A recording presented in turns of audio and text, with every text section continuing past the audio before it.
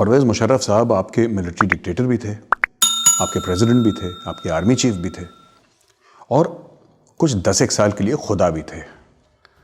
तो उन्होंने जो कुछ करा, नवाज शरीफ की सरकार को बर्खास्त करा, जो भी था, लेकिन दोस्तों सबसे बड़ी बात जो उन्होंने करी, उन्होंने 3,000 से ज़्यादा मासूम पाकिस्तानियों को बेच दिया। जी, आपने सही सुना, उन्होंने 3,000 पाकिस्तानियों को, अमेरिकनों को बेच दिया। कोई कबाब वाला, कोई कारपेट बेचने वाला, कोई छोटा मोटा दुकानदार, कोई रेड़ी चला रहा है, कोई रिक्शा वाला, इन सब के माथे पे लगाया स्टैंप, एक ठप्पा लगा दिया माथे पे, टैटू कर दिया अलकायदा का है, और अलकायदा का बता के उसको बेच दिया और पैसे कमा लिए। सिर्फ पैसे ही नहीं कमाए, अगर वहां तक बात होती तो एक बात समझ में आती कि ठीक है, लालची आदमी है, पैसे कमा लिए, उसके बारे में डींगे हाकी कि साहब मैं बेच सकता हूं पाकिस्तानियों को, आई कैन सेल पाकिस्तानीज, और मेरा कोई बाल भी बांका नहीं कर सकता। ये किया है परवेज़ मुशर्रफ ने। आप पढ़िए उनकी किताब in the line of fire, और उनके जो यूट्यूब में वीडियोस हैं, बड़े फ़ख्र के साथ कहते हैं कि साहब मैंने 3,000 से ज़्यादा पाकिस्तानी शहरी बेच दिए थे परवेज़ मुशर्रफ ने, है ना। अब परवेज़ मुशर्रफ बाहर बैठे हैं, कभी दुबई में पाए जाते हैं, कभी लंदन में पाए जाते हैं, कभी अमेरिका में पाए जाते हैं। आपने तो कभी सवाल नहीं पूछा, आपने कभी सवाल नहीं पूछा, और आपकी मीडिया सवाल पूछ सकती नहीं है ना दोस्तों। अब हिंदुस्तान में ये किसानों के प्रोटेस्ट चल रहे हैं, फार्मर्स के प्रोटेस्ट चल रहे हैं। अब सही है या गलत है वो अलग बात है, लेकिन यहां पे किसानों को अपनी आवाज़ उठाने का हक है। सरकार अच्छा कर रही है, बुरा कर रही है, वो भी एक अलग बात है, लेकिन यहां पे लोग सड़क पे आ सकते हैं, एहतजाज कर सकते हैं, प्रोटेस्ट कर सकते हैं। आपके यहां सिर्फ पॉलिटिकल पार्टीज जैसे पीडीएम के जलसे हैं, यही हो सकता है। मैंने तो कभी नहीं देखा आम पाकिस्तानियों को हजारों लाखों की तादाद में भीड़ पे आते हुए और किसी सोशल मसले के ऊपर, कोई समाजी मसले के ऊपर एहतजाज करते हुए मैंने आज तक नहीं देखा। आपकी या तो पॉलिटिकल पार्टीज आती हैं, या फिर मोमबत्ती लेके वही 100-200 इंटेलेक्चुअल्स कराची प्रेस क्लब के आगे पीछे या लाहौर प्रेस क्लब के आगे पीछे घूमते, फिर चुप होकर घर चले जाते हैं, वाइन एंड डाइन करते हैं, सो जाते हैं।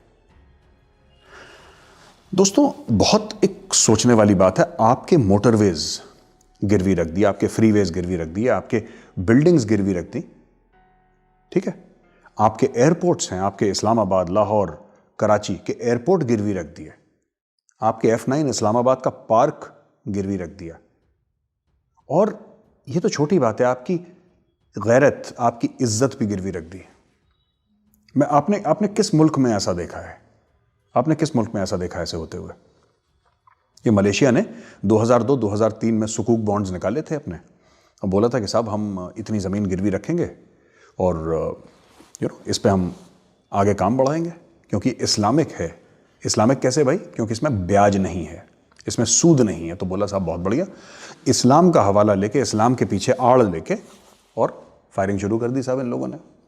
अच्छा, आप लोगों ने सीखा बहुत जल्दी, और आपने अपने पूरे कौमी असासे चीनियों के कदमों पर रख दिए, और इस हमाम में सब नंगे हैं दोस्त, चाहे वो नवाज शरीफ हो, चाहे वो जरदारी हो, चाहे वो परवेज़ मुशर्रफ हो, और अब मर्द मोमिन मर्द हक हैंडसम इमरान खान हो, सब एक जैसे हैं।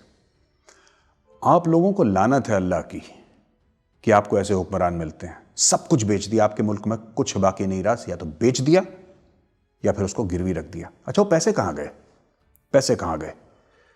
बड़ा बड़ा ऐलान होता है आपके टेलीविजन सेट्स पे कि मैं कौम को मुबारकबाद पेश करता हूं कि हमें $2 बिलियन का लोन मिला है। कर्ज मिलने पे कोई मुबारकबाद पेश करता है? कहां जा रहे हैं आप लोग? कर्ज मिल गया आपको, आप खुश हो गए कि साहब हमें कर्ज मिल गया है। आपको पता है कि हर एक पाकिस्तानी बच्चा जब पैदा होता है तो 2 या 3 लाख रुपए का मकरूज है वो। जिस दिन वो पैदा होता है बच्चा, एक दिन का बच्चा कर्ज में डूबा हुआ है, और ये आपके हुक्मरानों ने कर लिया, और खुद कर्ज लेके आपको छोड़ दिया कि आप वापस करेंगे, और वो चला गया। इमरान खान बड़ी बातें करता था एहतसाब की, टांग दूंगा सड़कों से, और इनको जो भी करप्ट होंगे उनको निकाल दूंगा। अब क्या हुआ? इमरान खान की कैबिनेट में सबके सब तो चोर भरे हुए हैं अभी, लेकिन आप लोगों ने फिर आवाज नहीं उठाई। आप लोगों ने दोस्तों कभी आवाज नहीं उठाई। आप 1971 में आपका मुल्क दो लख्त हो गया, आपने तब आवाज नहीं उठाई। ईस्ट पाकिस्तान बांग्लादेश बन गया, आपने तब आवाज नहीं उठाई। 30 लाख बंगाली मार दिए और 10 लाख बंगाली औरतों का रेप हुआ, उनके साथ जबरदस्ती हुई, तब आपने आवाज नहीं उठाई। फिर आप कहते हैं आप जिंदा कौम है। आप जिंदा कौम नहीं है, मैं तो सिर्फ आपको एक चीज़ ये कहना चाहता हूं कि इंसान और दुम्बे में फ़र्क होता है, और ये फ़र्क आपको पहचानना बहुत ज़रूरी है दोस्तों। देखिए, जो कौमी असासे होते हैं वो सिर्फ ज़मीन का टुकड़ा नहीं है, सिर्फ बिल्डिंग नहीं है, सिर्फ बिल्डिंग नहीं है। ये कौमी गुरूर होता है, इस पर फख्र करती है कौम। पर आपने कभी सवाल नहीं पूछा, कल ये लोग मीनार पाकिस्तान गिरवी रख देंगे, आप कुछ नहीं बोल पाएंगे। ठीक है, चीन उसको उठा के क्या करेगा? चीन F9 इस्लामाबाद में जो पार्क है, जो गिरवी रखा है, उसको उठा के चाइना तो ले नहीं जाएगा, जमीन तो आप ही के पास रहेगी वो। लेकिन वो जमीन जो है वो चीन को आपने गिरवी रख दी। पूरा चाइना पाकिस्तान इकोनॉमिक कॉरिडोर का जो इतनी बढ़िया अपॉर्चुनिटी थी आपके मुल्क के लिए, बस हिंदू की साजिश, यहूदी की साजिश। हमारी मुकद्दस किताब कुरान शरीफ में ये लिखा है, इसलिए इसकी साजिश है, उसकी साजिश है। अरे कभी अपने हुक्मरान से भी पूछ लो, उन्होंने क्या कर रखा है।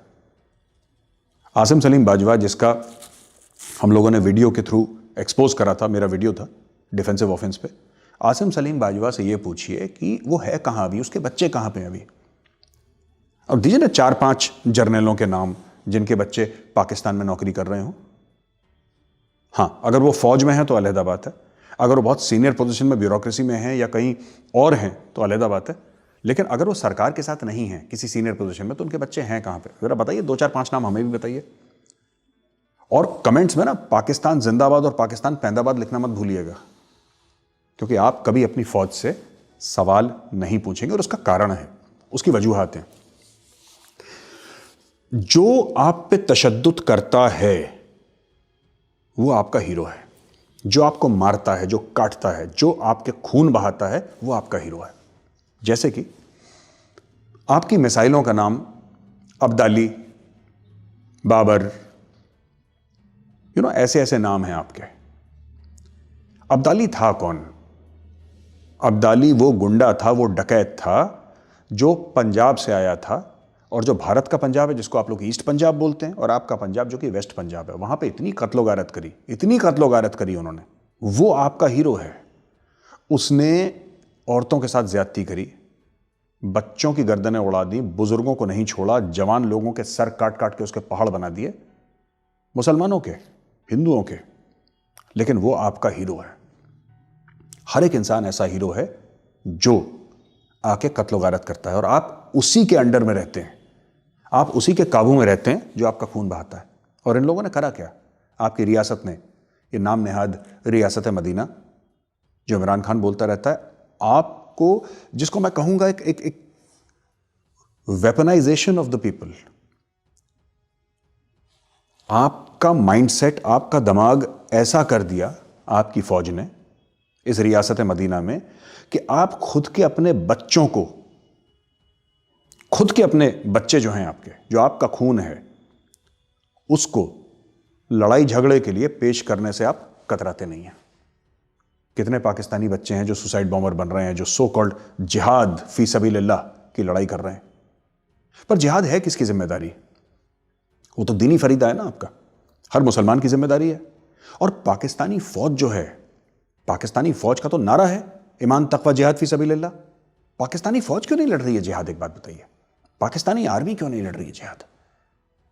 ये आप ही लोगों ने ठेका ले रखा है। पाकिस्तानी फौज जो है, कश्मीर बनेगा पाकिस्तान, कश्मीरियों से नाता क्या, ला इलाहा इल्लल्लाह। आप दोनों को अल्लाह के नाम पे और मजहब के नाम पे चूरन खिला दिया, आपको नशा आ गया, आप लोगों ने अपने बच्चे भेजना शुरू करे कश्मीर। अरे पाकिस्तानी फौज में इतना दम है तो पाकिस्तानी फौज से बोलिए ना, तुम क्यों नहीं हमला करते? तुम्हें किस दिन के लिए मोटे मोटे पेटों वाले जो आपके हैं, बड़ी बड़ी मूंछों वाले, इनको क्यों पाल रखा है? ये किस दिन के लिए, कौन से मेडल पहनते हैं अपनी छाती में? उससे कहो ना हिंदुस्तान के साथ जंग करें। बड़े गाजी, मुजाहिदीन और पता नहीं कैसे कैसे आपने नाम दे रखे हैं शायराना, इनसे बोलिए। आपके रगों में जहर घोल रखा है ISPR ने। पुराने जो ISPR के DG थे, उनके कुछ बच्चे पढ़ते हैं जर्मनी में, सेटल्ड हैं, और कुछ बच्चे उनके हैं लंदन में। और खुद जनाब एक डिव कमांडर, आप बात बताइए मुझे, छोटी सी बात, उनके बच्चे पाकिस्तान में क्यों नहीं है?